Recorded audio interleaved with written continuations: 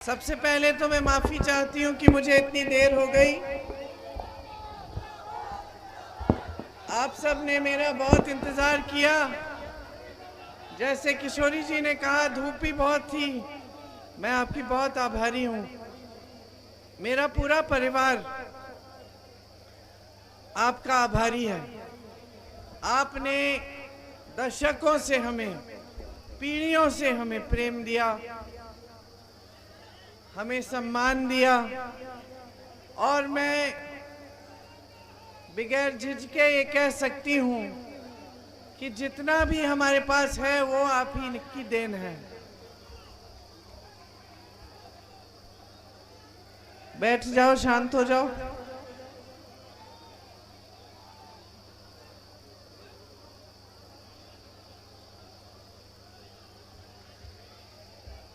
मेरे पिताजी आपके सांसद होते थे।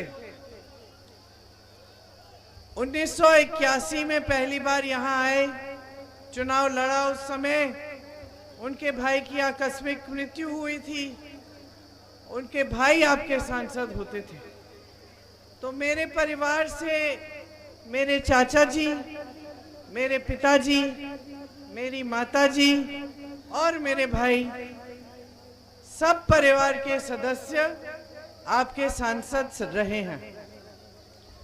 सबने आपके लिए काम करने का प्रयास किया, यहाँ के विकास को करने का प्रयास किया। खास तौर से मेरे पिताजी के समय यहाँ बहुत तरक्की हुई। मैं हर मीटिंग में कहती हूँ कि जब मैं पहली बार यहाँ आई तब तमाम जमीन ऊसर थी। हम लोग देखते थे तो सफेद सफेद जमीन दिखती थी। आज जहाँ भी देखते हैं वहाँ हरियाली है। ये हरियाली अपने आप नहीं आई। ऊसर जमीन को सुधारने का कार्यक्रम मेरे पिताजी यहाँ लाए थे। यहाँ के सिंचाई के लिए नहरें, ट्यूबवेल, जितने भी साधन थे वो पिताजी यहाँ लाए। उसके बाद उन्होंने बहुत उद्योग खोले, BHEL, HAL, तमाम ऐसे उद्योग यहाँ खुले जिससे आपको सुविधा हुई और जिससे अमेठी की अर्थव्यवस्था मजबूत हुई। जितनी भी बड़ी सड़कें आज अमेठी को देश भर से जोड़ती हैं, जितनी हाईवे यहाँ से गुजरती हैं, वो सब मेरी माताजी के कार्यकाल में यहाँ बनी। सेल जैसी बड़ी बड़ी कंपनियां, उड़ान एकेडमी जैसी एकेडमियां, डिजाइन इंस्टीट्यूट जैसे इंस्टीट्यूट, संजय गांधी अस्पताल, ये सब मेरे परिवार के सदस्यों के कार्यकाल में यहाँ बने। तो आपको काम करके हमने दिखाया और यही हमारी क्षेत्र में पहचान बनी। आप जानते थे कि हमारे परिवार के सदस्य अगर आपके लिए काम करेंगे तो अहंकार के साथ आपके बीच नहीं आएंगे। बड़े से बड़े पद पर आसीन मेरे पिताजी जब प्रधानमंत्री रहे तब भी झुककर आपके सामने आए, खुद गाड़ी चलाकर बगैर तामझाम के आपके गांव में आया करते थे, आपकी समस्याओं को समझते थे और उनकी समस्याओं का हल करने की पूरी कोशिश करते थे। उनके बाद भी मेरी माताजी आई, हमेशा आपसे प्यार से मिली। यहाँ पे उन्होंने नेत्र की शिविर खोले, अपनी हाथों से बच्चों की आंखों में दवा डाली, विकलांग कैंप खोले, तमाम ऐसे स्वास्थ्य के कार्य किए जिससे आपको सुविधा मिली, मेडिकल वैन चलाई और बाद में जब आपकी सांसद बनी तो बड़े बड़े काम भी किए। तो आपको मालूम था कि इस परिवार के सदस्य आपके लिए समर्पित हैं, आपकी सेवा करेंगे और आपके बीच ऐसे आएंगे जैसे आपके परिवार के सदस्य हों। कोई अहंकार के साथ नहीं, बड़ी बड़ी बातें नहीं, झूठ नहीं। जो काम नहीं कर सकते थे उसका भी आपको बता देते थे कि बहन नहीं, यहाँ ये सड़क बन नहीं पाएगी, लेकिन जितना हम कर पाएंगे हम करेंगे। तो झूठ की राजनीति नहीं थी। भाई के कार्यकाल में परियोजना द्वारा समूह बने,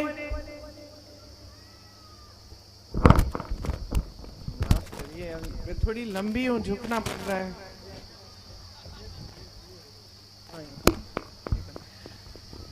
मेरे भाई के कार्यकाल में भी यहाँ महिलाओं के लिए परियोजना बनाई गई जिससे समूह बने। मालूम नहीं कि आप में से कितनी महिलाएं उन समूह में थीं, लेकिन जो जो समूह में था उसका बहुत लाभ हुआ। तो इसी तरह से हमने कई कार्यक्रम शुरू किए, कई योजनाएं शुरू की जिनसे आपका लगातार लाभ हुआ। कुछ सालों पहले आपकी जो आज की सांसद है वो यहाँ आई भाजपा से, और उनका मकसद सिर्फ यही था कि राहुल जी को चुनाव हराना है। वो इसलिए यहाँ नहीं आई कि आपके साथ कोई पारिवारिक रिश्ता था, इसलिए नहीं आई क्योंकि उन्होंने सोचा कि यहाँ का विकास होगा, इसलिए नहीं आई क्योंकि उनको ये समझ थी कि आपकी बहुत बड़ी बड़ी समस्याएं हैं, उनको सुलझाना है। वो सिर्फ एक मकसद से यहाँ आई, और वो एक नकारात्मक राजनीतिक मकसद थी। वो मकसद ये थी कि वो चुनाव यहाँ लड़ेंगी और राहुल जी को हराएंगी, और पूरे देश का आकर्षण इस तरफ करेंगी कि देखिए ये अमेठी क्षेत्र है, यहाँ से गांधी परिवार के सदस्य चुनाव लड़ते हैं, और देखो यहाँ की जनता का क्या हाल है।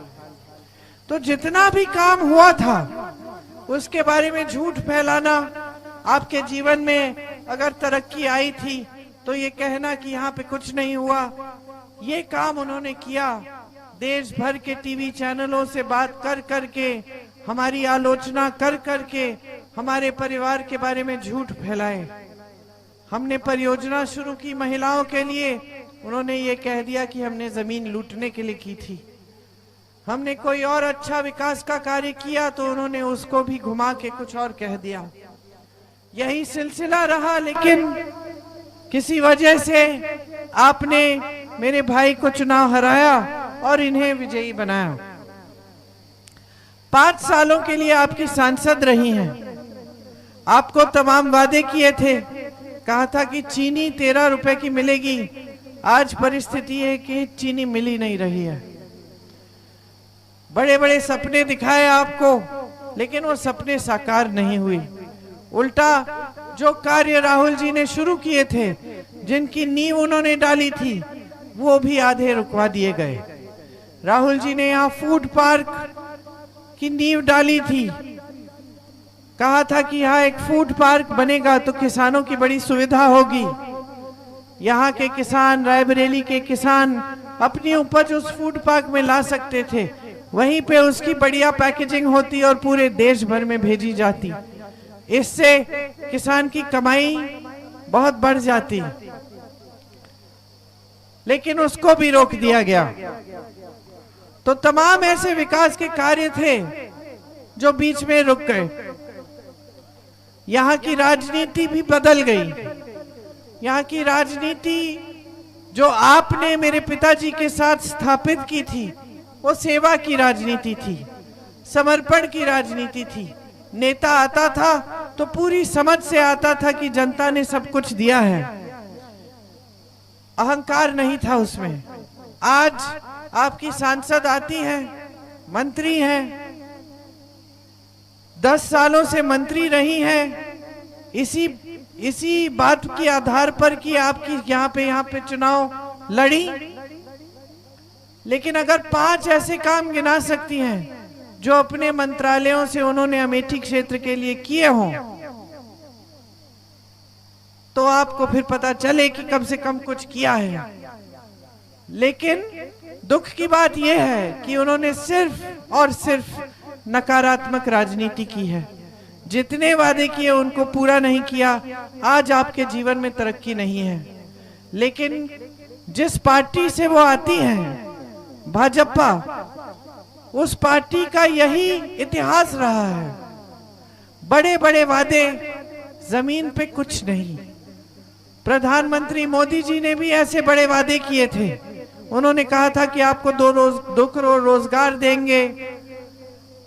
उन्होंने कहा था कि किसान की आमदनी दुगनी होगी, कि दुनिया से काला धन लेकर वापस आएंगे और 15-15 लाख रुपए आपके खातों में डालेंगे।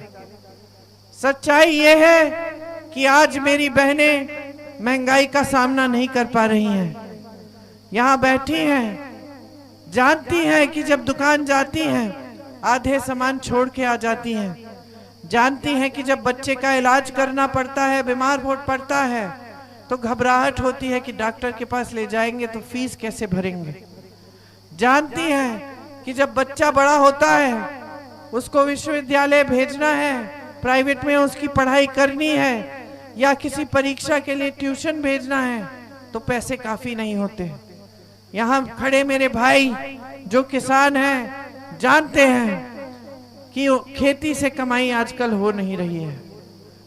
आप दिन भर काम करते हैं, मेहनत करते हैं, पसीना बहाते हैं, रात को आप मचानों में जाकर खेतों की सुरक्षा करते हैं, पहरेदारी करते हैं ताकि आवारा पशु न खा जाए, लेकिन फिर भी आपकी कमाई पूरी नहीं हो रही है। आपको बच्चे को पढ़ाना पड़ेगा तो कर्ज लेना पड़ेगा, बेटी की शादी होगी तो कर्ज लेना पड़ेगा। और मोदी जी के 10 सालों के राज में बेरोजगारी इतनी बढ़ चुकी है कि अगर आपने बच्चों को पढ़ा भी लिया तो भी बच्चे को रोजगार नहीं मिलेगा। आज 70 करोड़ बच्चे, नौजवान इस देश में बेरोजगार हैं। 30 लाख पद खाली हैं, भरे नहीं गए हैं। बेरोजगारी चरम पे है। 45 सालों में इतनी बेरोजगारी नहीं रही जितनी आज भारत में है। और आपके प्रधानमंत्री मोदी जी जब आपके सामने प्रचार के लिए आते हैं तो इसकी चर्चा नहीं करते कि 45 सालों में भारत में बेरोजगारी सबसे ज्यादा है। वो की चर्चा करते हैं कि पाकिस्तान में क्या हो रहा है। भारत में चुनाव है, चर्चा हो रही है पाकिस्तान की। आपके जीवन में मुश्किलें हैं, आप सामना नहीं कर पा रहे हो, और चर्चा हो रही है कि दूसरे राजनीतिक दल सब धर्म के विरोधी हैं। हमारी कांग्रेस पार्टी को कहते हैं धर्म के विरोधी हैं। हमने इस देश को आजाद किया। महात्मा गांधी जी हमारे सबसे बड़े नेता रहे। महात्मा इसलिए कहलाए गए थे क्योंकि उनका पूरा आंदोलन धर्म, हिंदू धर्म की सीख पर आधारित था। हिंदू धर्म की सीख ये थी कि सत्य के पथ पर चलो, अहिंसा दिखाओ, और उन्होंने यही किया। उन्होंने दुनिया में एक अनोखा आंदोलन किया जिसमें हिंसा नहीं थी, और हम एक लौते वैसे देश बने, स्वतंत्र देश बना भारत, जिसने अंग्रेजी साम्राज्य को यहाँ से भगाया लेकिन हिंसा नहीं की। अहिंसा और सत्य के आधार पर एक आंदोलन किया जिससे वो झुक गए और वो चले गए। महात्मा गांधी को जब गोली लगी तो महात्मा गांधी के मुंह से ये लफ्ज निकले, हे राम, हे राम, हे राम। उन्होंने ये पार्टी बनाई, अपनी शहादत से इस देश को इस देश की आजादी को सींचा, इस धरती को सींचा। उनके बाद जितने नेता रहे, देशभक्त रहे, महान, जवाहरलाल नेहरू जैसे नेता, इंदिरा गांधी जैसी शहीद, राजीव गांधी जैसे शहीद, जिनको आज मोदी जी देशद्रोही कह रहे हैं, तो समझ लीजिए कि आपके साथ क्या हो रहा है। बहुत बड़ा विश्वासघात हो रहा है। आज आपकी इतनी मुश्किलें हैं कि आप सुबह उठते हैं, घबराहट होती है कि एक और दिन कैसे निकालेंगे। 2-3 दिहाड़ी नहीं मिलती तो घर पे कोई भूखा सोता है।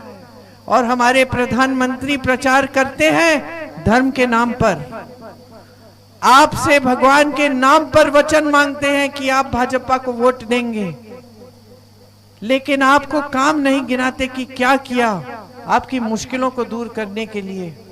ये हमारे देश की पूरी राजनीतिक परंपरा के विपरीत है, हमारे देश के धार्मिक परंपरा के विपरीत है। क्योंकि हमारे जितने भी गुरु रहे जितने भी संत रहे, जितने भी महात्मा रहे, सबने कहा जनता की सेवा करो। सबने ये बात सिखाई, सबने ये बात सिखाई कि सच्चाई होनी चाहिए जन सेवा पे।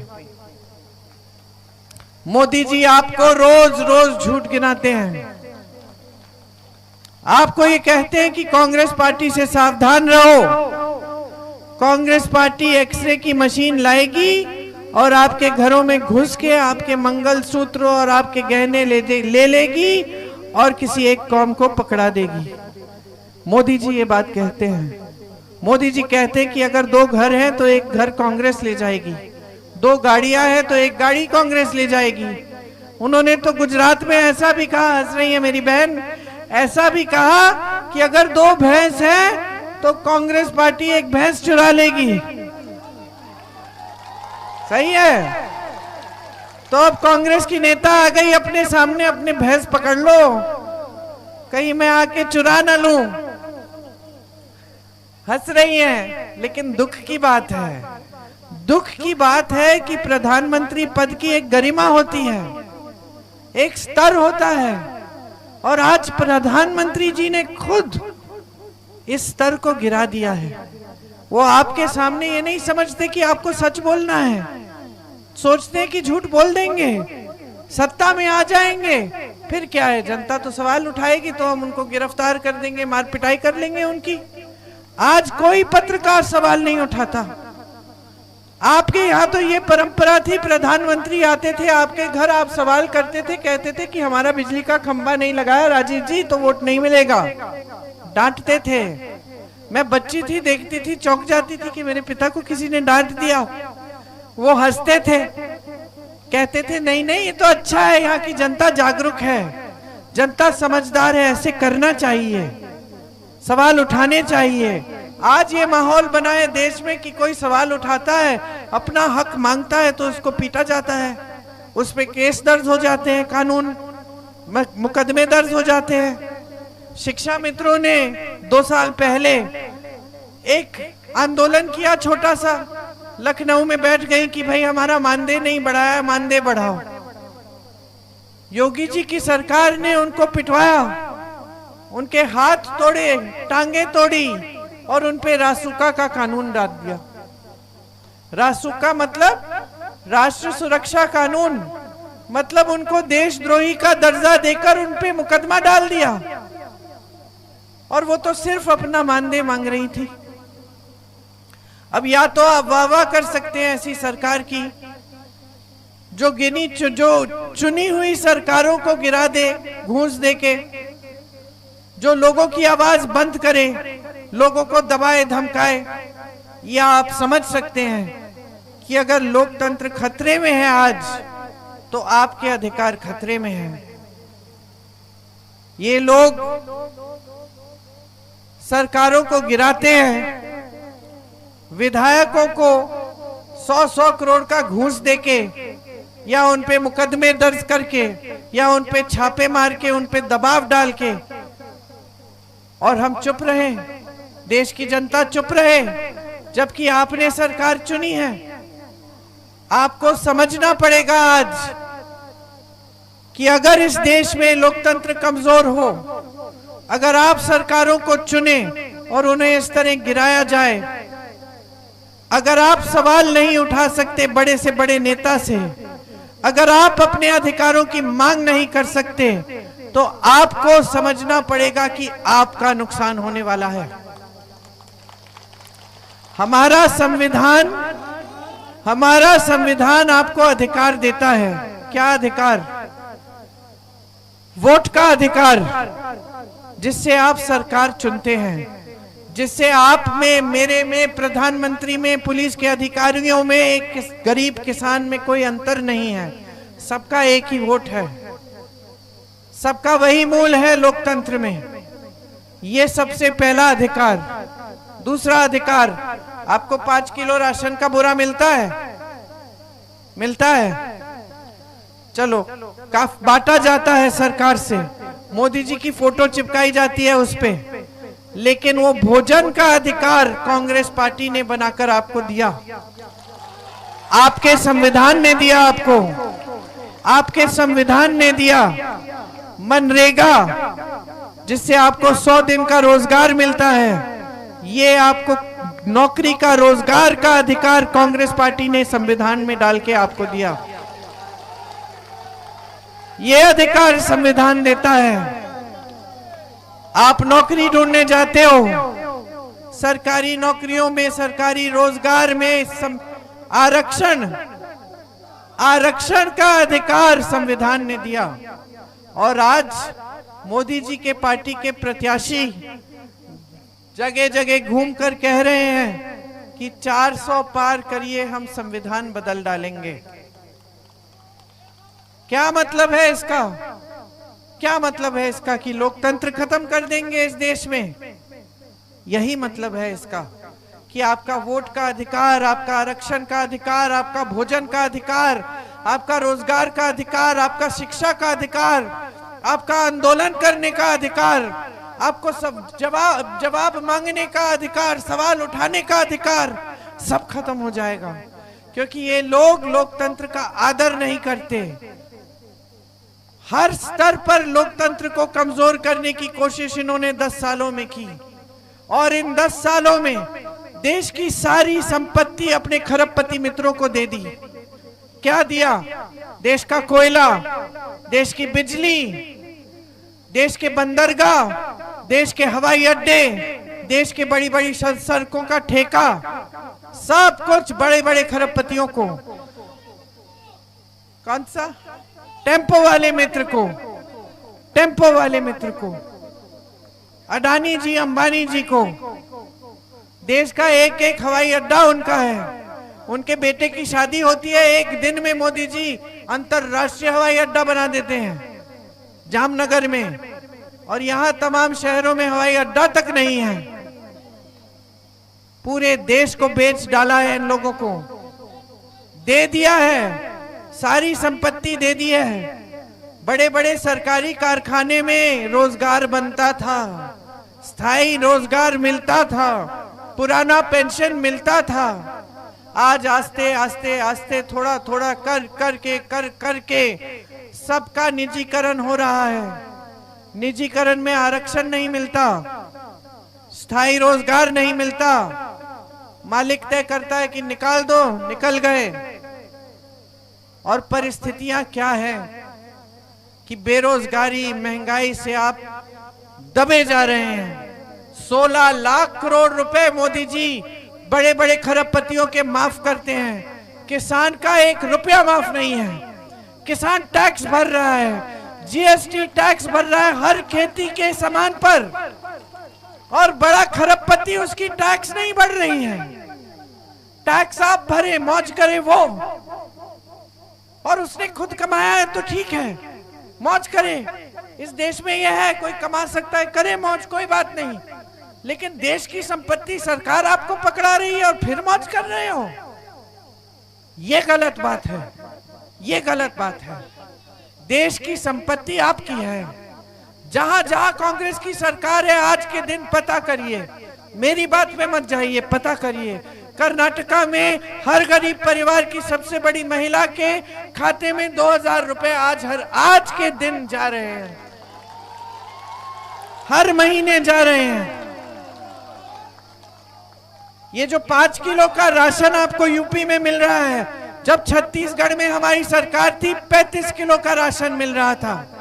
ये आवारा पशु जो आपके खेत चल रहे हैं, छत्तीसगढ़ में हमने गौशालाओं को मजबूत किया, महिलाओं को रोजगार दिया, समूह बनाए, गोबर खरीदा, सरकार ने गोबर खरीदा लोगों से ताकि आवारा पशु को घर पे रखें, और उस गोबर से गोबर गैस बना के आपके गांव में भेजा। महिलाएं 60-70 हजार रुपए कमा रही थी सिर्फ गौशालाओं में रोजगार लेकर। गौशालाओं से जो दूध मिल रहा था उसकी पैकेजिंग सब कुछ सिखा के महिलाओं से बिकवा रहे थे ताकि महिला की आमदनी हो जाए। ये होता है समस्या का हल करना। रोजगार मिल रहे हैं कांग्रेस के प्रदेशों में, किसान के कर्ज माफ किए। राजस्थान में, छत्तीसगढ़ में, मध्य प्रदेश में जब सरकार थी राजस्थान में 25 लाख का बीमा दिया ताकि गरीब परिवारों के लिए जो बीमार पड़ जाता है उसके स्वास्थ्य की हर सुविधा 25 लाख रुपए तक मुफ्त मिली। ऐसे लोग हैं राजस्थान में जो इस सुविधा से हार्ट का ऑपरेशन कर पाए, एक पैसा नहीं दिया। कैंसर का ट्रीटमेंट किया, एक पैसा नहीं दिया। ब्रेन की सर्जरी की, एक पैसा नहीं दिया। ये होती है सही नीतियां, ये होती है सही नीतियां। ये सारी चीजें मोदी जी कहते हैं ना 70 सालों में कांग्रेस ने कुछ नहीं किया। अगर कांग्रेस ने 70 सालों में कुछ नहीं किया होता तो ये कोयले के खदान, ये बंदरगाह, ये हवाई अड्डे, ये सड़कों के ठेके, ये आप कैसे देते अपने दोस्तों को? कहते हैं कि 10 सालों में मोदी जी ने जो किया है वो 70 सालों में नहीं किया। मैं पूछना चाहती हूं क्या किया है, क्या किया है? शक संदेह पैदा किया है समाज में, फूट फैलाया है। चुनाव हर बार आता है, हिंदू मुसलमान कर दो भाई जीत जाएंगे, फॉर्मूला बना दिया है चुनाव के लिए। जवाब मत दो जनता को, जनता को ये मत बताओ कि विकास क्या कर रहे हो, ये तमाम नौजवान खड़े हैं इनको मत बताओ कि 30 लाख पद खाली क्यों पड़े हैं। यही किया है, एक रोजगार नहीं बनाया। जहां जहां से रोजगार बनता था वो सब ठप हो गया है। खेती से बनता था, छोटे दुकानदारों से, छोटे बिजनेस से बनता था। नोटबंदी लाए, जीएसटी लाए, खेती में जीएसटी लाए, सब ठप हो गया। न खेती से कमाई होती है, न खेती में रोजगार मिलता है, न छोटे दुकानदार न छोटे बिजनेस से रोजगार मिलता है। बड़ी बड़ी सरकारी कंपनियां को तो दे दिया अपने दोस्तों को, रोजगार कहां से आएगा? देश आगे कैसे बढ़ेगा अगर देश के भविष्य को ही आपने ठप कर दिया? सेना का निजीकरण, क्या कह रहे हैं? बहुत गहरी बात कही आपने बाबा ने।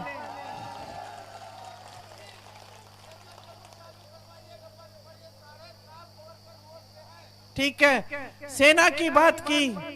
उत्तर प्रदेश के गांव-गांव में बच्चे दौड़ लगाते हैं 3-4 बजे सुबह। क्यों? इसलिए कि सेना में भर्ती हो जाएंगे, स्थायी रोजगार मिल जाएगा, देश के लिए हम शहीद हो भी जाएंगे तो हमारे परिवार को सुरक्षा मिलेगी। और हमारी ये इच्छा है, हमारी ये देशभक्ति है, हम दिखाना चाहते हैं हम सेना में जाएंगे, देश की सुरक्षा करेंगे, सरहद पे खड़े हो जाएंगे। कितनी सुंदर आशा है। मोदी जी ने ये तोड़ दी, पूरी तरह से खत्म कर दी। जितने भी बच्चे परिश्रम कर रहे थे, आज सेना में भर्ती होंगे तो अग्निवीर बन जाएंगे, 4-5 सालों में घर आएंगे, फिर से नौकरी ढूंढेंगे। अगर शहीद हो भी जाएं तो शहीद का दर्जा भी नहीं मिलेगा। और सुन लीजिए, जब अफसर होता है, कोई बड़े घर का बच्चा होता है और अफसर बन जाता है सेना में, वो शहीद होगा तो उसको पूरी सुरक्षा मिलेगी, उसको सब मिल जाएगा, पेंशन मिलेगा शहीद का। इसका क्या मतलब है? इसका क्या मतलब है? गरीबों के साथ अन्याय हो रहा है, हर स्तर पे हो रहा है भाई, हर स्तर पे हो रहा है। ये तो एक प्रतीक है, एक मिसाल है, मैं अग्निवीर कह रही हूं, लेकिन हर स्तर पे हो रहा है। क्यों? उत्तर प्रदेश का किसान 1 लाख रुपए के लिए आत्महत्या कर ले, उसका कर्ज माफ नहीं करोगे और बड़े खरबपति का माफ कर दोगे। ये अन्याय है। कितनी मेहनत करती है मेरी बहनें, मेरे भाई, आप लोगों को पढ़ाने के लिए, बच्चों को पढ़ाने के लिए, आपको शिक्षित करने के लिए कर्ज लेते हैं, मेहनत करते हैं, किसी भी तरह कैसे भी कर सकते हैं, आपको शिक्षित करना है, आपको रोजगार नहीं मिलता। क्या ये अन्याय नहीं है? 30 लाख पद खाली पड़े हैं सरकार में, क्या ये अन्याय नहीं है? तो राहुल भाई जो आपके सांसद थे, उन्होंने 4000 किलोमीटर की पैदल यात्रा की कन्याकुमारी से कश्मीर तक, फिर 4000 किलोमीटर किए मुंबई मणिपुर से मुंबई तक। क्यों? ये समझने के लिए कि कहां कहां अन्याय हुआ है, और एक न्याय पत्र निकाला उन यात्राओं के बाद। न्याय पत्र में ये लिखा है कि कांग्रेस पार्टी की सरकार आएगी तो किस तरह से इस अन्याय को ठीक करेगी, आपको कैसे न्याय देगी। मैं बताती हूं, तुम अगर स्नातक पास हो तो जितने भी नौजवान स्नातक पास हैं उनका अधिकार बन जाएगा कि उन्हें रोजगार मिलना ही है। सरकार से 1 लाख रुपए सालाना मिलेंगे। हमारी सरकार अगर बनेगी, हम महिलाओं के गरीब परिवारों में जो सबसे बड़ी महिला है उनके खाते में सालाना 1 लाख रुपए डलवाएंगे, हर महीने 8,500 रुपए।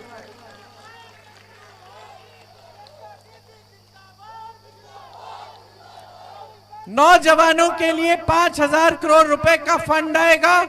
आप अपना कारोबार शुरू करना चाहते हैं तो हम आपको मदद करेंगे, क्योंकि हम चाहते हैं कि छोटे कारोबार, मध्यम कारोबार मजबूत हो ताकि उनसे रोजगार बने। 30 लाख खाली पद हमारी सरकार आते ही हम भरना शुरू करेंगे, भर के दिखाएंगे। आशा बहुएं, आंगनवाड़ी और मिड डे मील की बहनें, आपके मानदेय के लिए केंद्र से जो राशि आती है उसको दुगना करेंगे ताकि आपका मानदेय बढ़ जाए। सरकार में आधे रोजगार, सारे पहले के जो आरक्षण है उनके तहत आधे रोजगार महिलाओं को मिलेंगे। मतलब ओबीसी में आधी ओबीसी महिलाओं को भी मिलेंगी, एससी में आधी महिलाओं को भी मिलेंगी। उसके अलावा खेती के जितने भी सामान हैं उन पे से जीएसटी हटाएंगे, उनको सस्ता करेंगे। आज आपको उपज का दाम नहीं मिलता, कानूनी अधिकार बनेगा किसानों का कि कोई भी सरकार आए आपको न्यूनतम समर्थन मूल्य देना ही पड़ेगा। जैसे आज मोदी जी की सरकार को 5 किलो राशन देना पड़ता है, मजबूर है वो, और मनरेगा में आपको रोजगार देना पड़ता है, मजबूर है वो, उसी तरह से हम उनको मजबूर करेंगे कि वो न्यूनतम समर्थन मूल्य दें अगर उनकी सरकार आए हमारी सरकार के बाद। किसानों के लिए आपको आजकल भुगतान नहीं मिलता अगर नुकसान होता है खेती का, कानून बनाएंगे कि 30 दिन के अंदर अंदर आपको पूरा भुगतान मिलेगा। मजदूरों के लिए 400 रुपए से कम दिहाड़ी कानूनी उल्लंघन होगा। आपको कम से कम 400 रुपए की दिहाड़ी देनी पड़ेगी। जो नहीं देगा वो कानून का उल्लंघन करेगा, उस पे कार्रवाई होगी। नौजवानों के लिए पेपर लीक के खिलाफ हम सख्त कानून लाएंगे ताकि अगर पेपर लीक हो तो सख्त कार्रवाई हो। ये सारी चीजें हम आपको करके दिखाएंगे। मैंने आपसे कहा प्रमाण क्या है? प्रमाण ये है कि जहां जहां हमारी प्रदेश सरकारें हैं ये काम हो रहे हैं, ये काम आज के दिन हो रहे हैं। तो समझ लीजिए कि अगर आप कांग्रेस की सरकार लाएंगे तो आपके लिए नीतियां बनेंगी, और अगर आप फिर से भाजपा की सांसद को जिताएंगे और भाजपा की सरकार लाएंगे तो 5 साल और इसी गरीबी की दलदल में रहेंगे।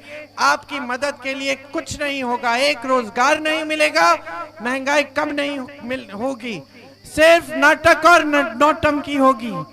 जब सिलेंडर 400 रुपए का था, आपकी सांसद सिलेंडर पे बैठ के पत्रकारों से बात करती थी, हमारी सरकार थी तब, कि सिलेंडर देखो 400 का हो गया है, हम ये कर लेंगे वो कर लेंगे। अब 1200 का हो गया इनके राज में। इनका मुंह बंद है, कुछ नहीं कह रही हैं। सब नाटक है, नौटंकी है और आपके जज्बातों के से खेलने वाली राजनीति है। आपने यहाँ अमेठी में पूरे देश को दिखाया कि सही राजनीति क्या होती है। आपने अपनी जागरूकता दिखाई देश को कि बड़े बड़े प्रधानमंत्रियों को डांट देते थे, बड़े बड़े प्रधानमंत्री पैदल आते थे आपके गांव में। तो आपको यहां से संदेश भेजना पड़ेगा पूरे देश को कि ये प्रधानमंत्री जो हमेशा साफ सुथरे लगते हैं, जो दूर से जनता को ऐसे कर लेते हैं लेकिन जनता के बीच आने का कष्ट कभी नहीं करते, उनको हमें सही दिशा दिखानी पड़ेगी। देश को सही दिशा दिखाओ। किशोरीलाल शर्मा जी 40 सालों से आपकी सेवा कर रहे हैं, इस पूरे संसदीय क्षेत्र की गली गली जानते हैं, यहाँ का गांव गांव जानते हैं, यहाँ का गांव गांव जानते हैं। अगर मैं सड़क पे चल रही हूँ इनके साथ और मैं बोलूं किशोरी भैया ये सड़क कब बनाई, बता देंगे ये आपके पिताजी ने बनवाई, और ये वाली फैक्ट्री ये माता जी के समय में आई, अब नहीं चल रही है। क्यों, क्या हुआ, इसमें ये समस्या खड़ी हो गई। ये सड़क क्या है, ये सांसद निधि से बनी थी या पीएम निधि से योजना से बनी थी, इसमें खड़ंजा कब लगा ये बता देंगे कि इस सन इसमें लगा था। इस पे कहाँ मरम्मत की जरूरत है, कहाँ पानी की जरूरत है, कहाँ बिजली की जरूरत है, कहाँ शिक्षा के संस्थानों की जरूरत है, ये सब कुछ जानते हैं। आप हमें दरख्वास्त देते थे, हम किशोरी जी को देते थे, जाइए किशोरी जी जांच करिए, पता करिए, समस्या हल करिए। इसीलिए आज हमने आपके लिए सबसे अच्छा प्रत्याशी ढूंढा है। अहंकार नहीं दिखाएंगे, आपके बीच आपकी तरह आएंगे, आपके परिवार समान रहेंगे और आपकी हर समस्या को दूर करने का पूरा प्रयास करेंगे। और इनके साथ हम हैं, भैया हैं, भैया रायबरेली लड़ रहे हैं, भैया भी हैं, हम भी हैं, सब साथ में काम करेंगे आपके लिए। आपने बहुत ध्यान से मेरी बातें सुनी, आप बहुत इंतजार भी किया मेरी, इसके लिए मैं बहुत बहुत आभारी हूँ। 20 तारीख को पहले नंबर पर बटन है हाथ के पंजे के सामने, उसको दबाइए, उसको दबाएंगे तो एक आवाज आएगी, टू की आवाज आती है, आवाज आनी चाहिए और एक पर्चा निकलेगा, पर्चे में भी पंजे का निशान होना चाहिए। उसको ध्यान से आप देखिए, इनको भारी से भारी बहुमत से जिताकर कांग्रेस को विजयी बनाइए। एक बार मेरे साथ बोलिए जय हिंद, धन्यवाद।